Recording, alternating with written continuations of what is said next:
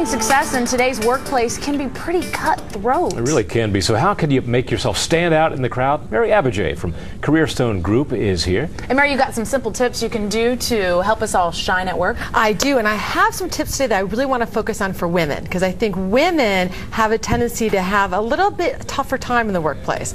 So some of the things I'm going to say to people are, of course, you want to network, and of course, you want to do the best job you can do. But what I think that women need to do more than ever in this workplace is they have to learn to play the game that's there.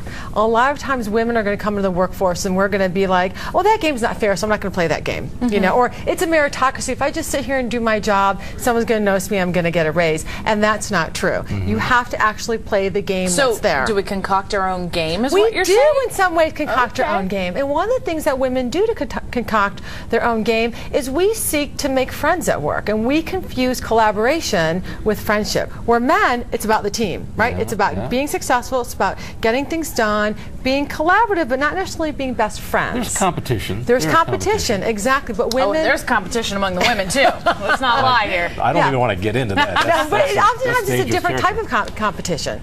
Yeah, it definitely is. I think it's, as we said, more cutthroat. It's That's more dirty, it seems. It is. Exactly. I sense that. I sense that. We've seen that in office I don't want to settings. venture into it can be risky dirty. territory. Well, it can, and I think because historically speaking, there haven't been as many spots. Well, see, men do that, right? So if women get competitive, this is so great. We get the cat. I can't make the cat noise. Do it for me again.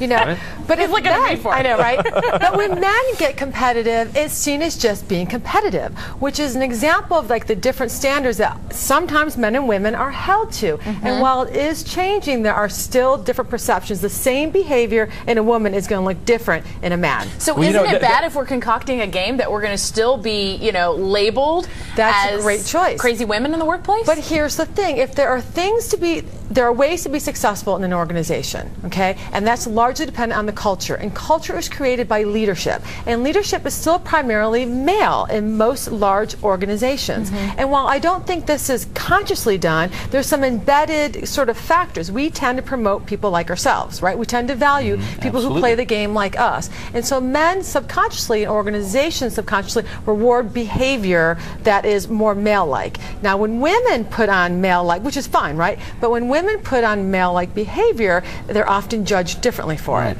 There's two different standards when it comes to that, I know. And with men, even men who are superiors or employers, you can throw a little jibe at them. If I'm a guy talking to another guy, you can because it's a male trait, a male technique to bring the other guy down a little bit.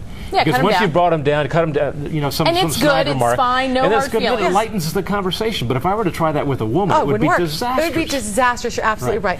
And here's some other things. So think about, let's say you two are in a meeting, and let's say it's a very serious meeting, and Doug starts to yell. Rah, rah, rah. Everyone's like, oh wow, powerful man, really standing forward. But let's say Natasha yells. What do we think about Natasha? Emotional, time of the month, what's her problem? She can't get her act together. Yeah, that's exactly. right. I have nothing to do with this conversation. But it's true. Okay, so let's say women are going to make the same judgments. Let's say Doug's a fidgeter. So he's going to fidget. People think, oh, he's brilliant. He can't keep still. He has so much energy. He's a go-getter. I've never thought that about him. Well, of course. We're just saying if it was someone like Doug. Okay, but if Natasha fidgets, what do we think about her? Issues again. Yeah, issues. She's insecure. She doesn't know. So there are still... You know it's true. It's true. On. I've detected a little... No, I would never say that. Not for me. I'm just saying women in general. So there's common behaviors that men and women will do, but they're judged differently by people. All right, solutions. Solutions. Okay, so don't fidget. Right? Don't fidget. Right. So women have to be very aware. And I'm fidgeting probably all over the place today. Be very aware of the body language. Women use a lot of weak body language. We sit like this a lot. We go like this. We cover our hands. We cross ourselves over. Look at the way Doug is sitting. You are perfect. Don't change it. That is not recommended. No, but it sounds a different signal. You are very open. You are very, you are facing. You know what I mean? So that's so I should come into a meeting like.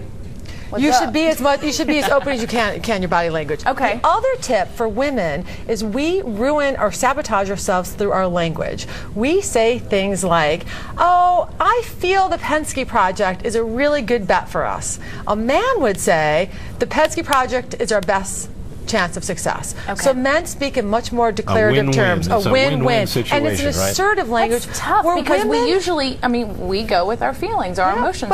But that's an unpowerful way to talk. And so women hedge, they reduce their power by hedging. They use a lot of hedges. Well, I think, well, I'm not sure, but it might be this. Men don't do that. We have to have you back sometime and invite a guest like, who's the author, the former president? Deborah Tannen? Dee Dee Myers. Dee Dee Myers fun. from the Clinton, who's recently written a book, I think it's called If Women Ruled the World, where she would propose an entirely different technique from what you're talking about, I suspect. Well, and that would be great if we ruled the world, because I do think what women have need to come in, but if you're talking about succeeding in a pretty male-oriented thing, you've got to somehow play the game.